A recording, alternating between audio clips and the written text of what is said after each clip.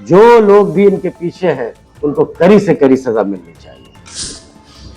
कश्मीर में जो पुलगाम में आतंकवादी हमला हुआ है, इसको आप किस तरह से देखते हैं?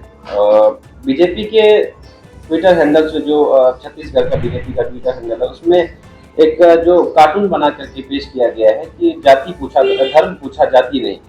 इसको किस तरह से देख रहे हैं? देखिए, सबसे पहली बात तो है कि पुलवामा में जो घटना घटी, इसकी कड़ी निंदा करते हैं। इंसानियत को शर्मसार करने वाली घटना है ये।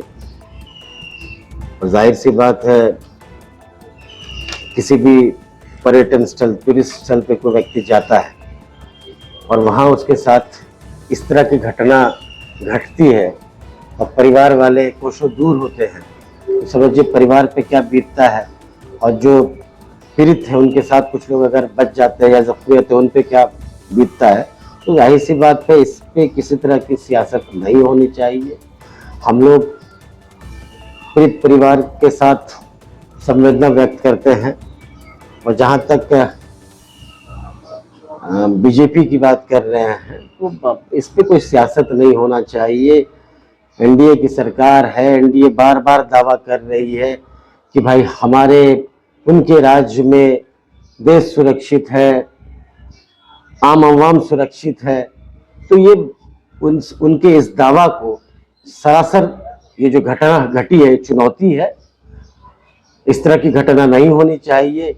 निष्पक्ष जांच करा के अविलंब त्वरित तौर पर जो लोग भी इनके पीछे हैं उनको कड़ी से कड़ी सजा मिलनी चाहिए। इस पर जो है कुछ लोग राजनीति कर रहे हैं। जैसे भाजपा से सांसद निशिकांत दुबे, उन्होंने संविधान बदलने की बात कही। उन्होंने कहा कि आर्टिकल 28 और 29 को बदल देना चाहिए। तो आर्टिकल 28-29 कहता है कि यहाँ जो अभिव्यक्ति की आजादी है, जो कोई भी कम्युनिटी के लोग भारत के अंदर जमीन खरीद सकते हैं और अपने हिसाब से रह सकते हैं, उसको खत्म करने की बात कर रहे हैं। जहाँ तक भाजपा की बात है, हमेशा से उनका जो क्या कहते हैं सियासत करने का तरीका रहा है, तो जानते ही है, जाति उन्माद फैला देना, भाई भाई को लड़ाना। आज जहाँ जहाँ भाजपा प्रदेश शासित राज्य है, क्या हो रहा है? लोग सुरक्षित नहीं है। तो मैं समझता हूँ कि इस पे किसी तरह का सियासत नहीं हो। जो आप दावा करते हैं कि देश आपके हाथों में सुरक्षित है, इंसान आपके हाथों में, आम आवाम आपके हाथ में सुरक्षित है, तो उसको ये बहुत बड़ी चुनौती है भाजपा के लिए।